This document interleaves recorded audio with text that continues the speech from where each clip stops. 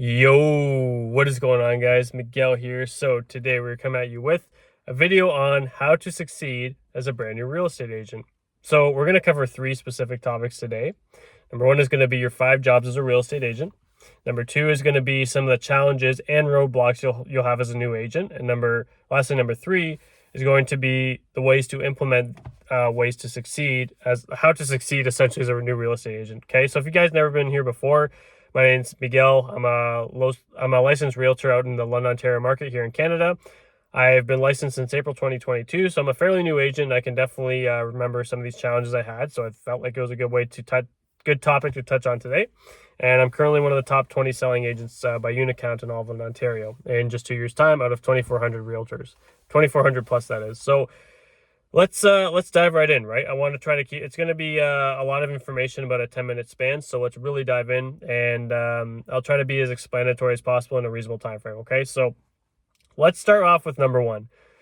What are your 5 main jobs as a real estate agent? Because if we go over this and you guys know these 5 jobs, it's very easy for you to be able to nullify what's not important and just stick to these 5. Because if you just simply know these 5 jobs, you will be able to get rid of the rest that are just going to give you a challenge. And you're going to have these thoughts, right? Oh, this is a challenge. And at the end of the day, if you think back to what my 5 jobs are, or you keep it in front of you all the time, you're going to know exactly what you need to be doing at that time when it comes up. So your 5 jobs as a new real estate agent are going to be, as a real estate agent in general, let's call this the 5 jobs as a real estate agent. Okay. So number one is going to be lead generation. Number 2 is lead follow-up. Number 3 is going to be lead conversion. So like going on appointments, signing their contracts, setting the appointment, stuff like that. Number 4 is going to be, number 4, let's just do this. Number 4 is going to be negotiations. And lastly, number 5 is going to be script and role play. So let's touch over that one more time. Lead generation, lead follow-up, lead conversion, script and role play. We'll make that number 4, script and role play. And lastly, number 5 is negotiating contracts and closing deals, making money. These 5 guys, if you can keep these in front of you at all times, and I'll tell you how I do it. I have it written out on my whiteboard at home, and in my office where my assistant works, it's written up. It's always written up at the top, and that way she knows if there's anything that comes in that is not related to that, it's her job. Okay, it's kept out of my way. I'm focused on what matters most to drive more business into my business, right? So if you guys can deflect everything off these 5, you will do very, very well. Okay, and we're gonna dive into after we go over the roadblocks, how to actually implement these 5. Okay, so let's go over the challenges you'll face and the roadblocks. So the challenges you're gonna face as a new real estate agent is, unless you're lucky, you're gonna have no business to start out with. Okay, and you're gonna go like 6+ months without a check, right? Just be prepared for that. The more prepared for that you are, the better, as long as you can see what's going to be ahead. Because if you can stick to talking to as many people possible, it will happen, right? Just sharpen your skill set and talk to people. That's it. But you're going to have the challenges of not having new business. And the other side of it too, the challenges I had was when I had getting my first listing, or what was holding me back a little bit from actually stepping into listing appointments, even though I'd still try to set them. But what was always a little gremlin in the back of my head was, what happens after I sign the contract, right? Like, what's the next steps? How do I, like, who pays for the stage? Like, all that stuff. As a solo realtor, that's serious stuff that goes through my head. The other side of it too is when you're doing offers, and some offices may do this training before they even get their agent's license, right? Like, or there's teams, right, where they show you the process. But let's say if you're a solo realtor like myself and I remember doing my first offer, I was pretty nervous because I was under a time crunch. We actually lost out. I was under a time crunch, and I didn't have enough time to really have someone supervise my offer. And I also felt like I was doing everything wrong, right? At the end of the day, I wasn't, but it's in the back of your head. You're just like, oh, it's a legal document, right? So those are really some of the challenges I had. And for everyone, that's probably a normal thing, but for sure, it's the new business aspect, right? Now, the roadblocks you'll have, and I can kind of summarize this all into one, is going to be your branding, right? What's my logo looking like? What's my business cards, blah, blah, blah. You want to know how we can eliminate that issue? Just understand that your job as a real estate agent is to go out there and talk to some new people, right? So if you can go out there and don't worry about your business cards coming in, because truth is you should have this stuff all ready to go before you get your license, but don't worry about how nice your sign looks, your branding, because at the end of the day, you're going to build your brand up as you move forward, right? When I started, I mean, my sign right now, I have the white suit and the black turtleneck. That was a cool way to brand myself because people recognize those signs now because there's a lot of them up right now. But when they see me, I'm actually more branded towards the guy that wears the white ball cap and knocks on doors all the time and has the dogs in my videos, because a lot of people see my Instagram videos when I advertise my listings. You'll continue to brand yourself over time. Don't worry about it right now, because the truth is no one knows your brand right now anyways. You have to get out there and talk to people. So if you want to eliminate that big branding issue, just understand that people need to know who you are first and go out there and talk to people. That's it. So you can eliminate that simply by just talking to people, okay? So again, that's your real biggest roadblock. Now, the other side of it too is going to be, you should have listing materials, right? And at the end of the day, your office may have some to provide to you, or you can just basically copy and paste someone from the office. Now, I'll tell you guys what I use and that anyone could use off the bat. If you're a new agent and need to find somewhere to get listing materials, I'm part of the Glover U group. Go to Glover U. Jeff Glover's listing trifold is on there. You can download the PDF and just copy and paste everything and just put your photo in your own office listings where they have the listings, right? The listing stats. So that's how you can have your stuff then printed off postcard from your office. It's an affordable way, and I still do it that way too. I have printed off through the postcard stock and get it professionally stapled, right? So that's really the easiest way to go about it. Again, I still sign a lot of listings where they don't even have my listing materials, right? It's all based off relationships. These people know, like, and trust me enough to actually go ahead and sign. So if you want to eliminate that whole branding thing, again, just keep in mind, you got to go out there and build relationships. That's all this is. So that's the easiest way I can summarize that for you, okay? So lastly, the third topic we're going to touch on is how to actually succeed and implement some of the stuff. So it really boils down to a few points. It's going to be your script and role play, your lead generation, and your plan of action that you're going to have with your own sphere, right? Because you should never get rid of your sphere, right? You're going to build your database and stuff over time, but you also need to get into hosting events, spheres, and we'll talk about that a little bit. But it all comes down, again, to talking to people, getting your name out there, which all starts with talking to people. You guys get the vibe here. It all comes down to talking to people. But here's what I'm going to say is number one: scripts and role play. So script and role play, I would say, is arguably tied, if not higher, than lead generation. Now, maybe not. Okay, lead generation would be first because you're going to learn what to say as you start going and getting more experience, right? So, but I would honestly tie your scripts and role play with your lead gen. Why? Because people will know, like, people are going to work with you based on how you make them feel. Not what you say, it's how you make them feel, right? So I'll give you an example. When I started, before I got my real estate license, this is the journey I went on. So I quit my job, my full-time job, and I had about 4 months. I had 4 to 5 months before I got my real estate license. I was doing my schooling. Between doing schooling, I would do scripts and role play. And do you know how long I did scripts and role play for? 5 days a week, 3 to 6 hours every single day. I would go on YouTube. I would watch Brian Casella videos and write out his door knocking role play as a script. I would make some of my own scripts or some videos I would watch, right? I would go to, I bought Kevin Ward's script book. I went to Mike Ferry. I got Jeff Glover's.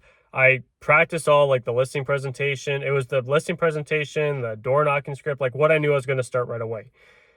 Now, if you're brand new and you're already started, well, you can still keep doing that, right? But I'm just giving you an example of how I started. I knew that was the most important thing, was knowing what to say, because when I started as a realtor, I wanted to make sure people were like, oh, this guy's good, and didn't think I was a new realtor, right? Because I was so good at what I said, I wasn't stumbling my words. So that piece, the script and role play, is very important. Even now, I script for no less than an hour a day still. And that's still going to stay the same way, because I truly believe if I have a good scripting session in the morning, the rest of my day is just going to fall in place. That's simply how it is, right? Now, as a new real estate agent, the bare minimum should be 2 hours. Because think about it. You have no appointments. You have no leads to follow up with. You have no excuse not to do less than 2 hours. So do 1 hour in the morning. So 1 hour would be, you do half hour on your own, or you can do 15 minutes on your own of doing whatever you want to do, script, motivational questions. So just do something, right? A script to warm you up. And then for 45 minutes, maybe role play with someone, right? So for that 15 minutes and that 45, do 1 minute objection handlers, learn objection handlers, and then do work on a script for the week for the next 30. That's what my scripting group does, right? So my scripting schedule is for the hour is I do motivational questions Monday Wednesday, Friday, and then Tuesday, Thursday, I do a price reduction script. And then for the first 15 minutes, and then I jump onto my call, 45 minutes for the first 15. We do 1-minute handlers, and then 30 minutes go by. We do a script for the week. That's usually paired up in the group. So outside of that, now I don't script for another hour after the day because I have appointments and lead generation I got to do, right? And I work with a lot of clients. So as someone who's new, after your lunchtime, you're either going to go outdoor knocking or you're going to have time to script, which is what I recommend. So after you have your lunch, so you're going to script for another hour. Do whatever you want, but again, it comes down to what you want to do. If you're working on door knocking, work on door knocking scripts or objection handlers. Just script for an hour. The better you get at speaking, the better you're going to do in your business, right? So now that's how script and role play for me is really the most important part. But now number 2 is going to be your lead generation. It's really just tied with it, right? So lead generation, if you're brand new, you got no business, you should be lead generating for a minimum of 4 hours up to 8 hours a day. So when I was brand new, I would go door knocking. I'd do 4-hour sessions at minimum, and then I would go on lunch. And if I had nothing going on, I'd go out for another 2 to 3 hours. I usually got between 4 to 6 hours on average. The most I've done in a day was like 7.5 hours of lead gen. It's a lot, but again, the way you can look at it, especially if you're going to focus on doing door to door, or let's say you're hitting the expireds, cancels, whatever you're doing on the phone, your job, if you're door knocking, you're a door to door salesman. Before you have leads, you got to start following up with, and then you start figuring out how to control but right now we're just focusing on getting new business. And as a new realtor, your job, if you think about it, you're a door to door salesman for real estate, or you're a telemarketer for finding new leads, because you got to find new business for your business. Okay. So lead generation, go knock on door. Like I do door knocking, right? Go in a neighborhood. You want to start farming, start looping it every 3 weeks, every 3 months. Start looping into specific neighborhoods that have high turnover, or start knocking around expired listings, whatever you want to do.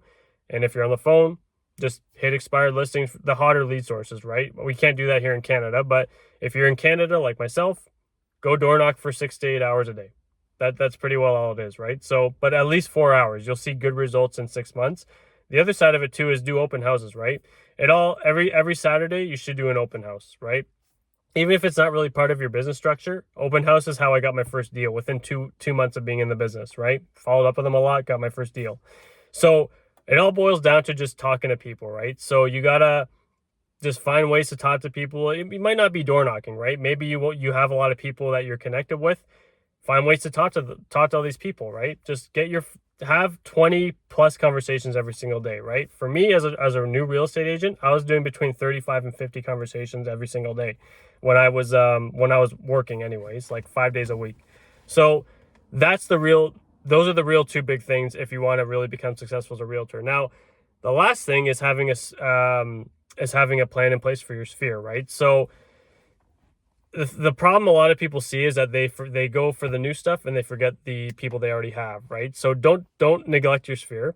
If you are like on Facebook, social media, DM like 5 people just saying, hey, just wanted to let you know I got my real estate license. I'm super excited. And I was just wondering, who would you know that could use my help buying or selling right now? Or that would be supportive to my business, whatever you want to say. But just find 5 people to talk to, comment on their posts, do some stuff with your social media each and every single day. I would recommend you block in 15 to 30 minutes for your social media. Make one post. I would say make one post every single working day. I usually do between 3 to 5. Sometimes I do 6, depending. But again, do no less than 3. Keep it to like however many. Don't go past a certain amount because you'll be overwhelming your feed. But keep on. What I'm trying to say is just don't neglect that stuff. Just keep posting it consistently and you'll see results, right? People start seeing you're busier, and the busier you get, the more people reach out to you, right? They see you're selling homes, and that'll come over time. But again, don't neglect. What I'm trying to say is don't neglect your sphere, right? And also have plans in place, right? You should have every quarter an event going on, right? I do donation drives in Thanksgiving and for the April. And then I I just do the 2, right? And then I do sphere calls. I do my sphere and database calls every January and July, right? And then I do it for the events as well too, right? But have those plans in place as well, right? Just have a database plan. But all in all, guys, what this all boils down to is just talk to as many people as possible, okay? Forget about the branding. Forget about this, that.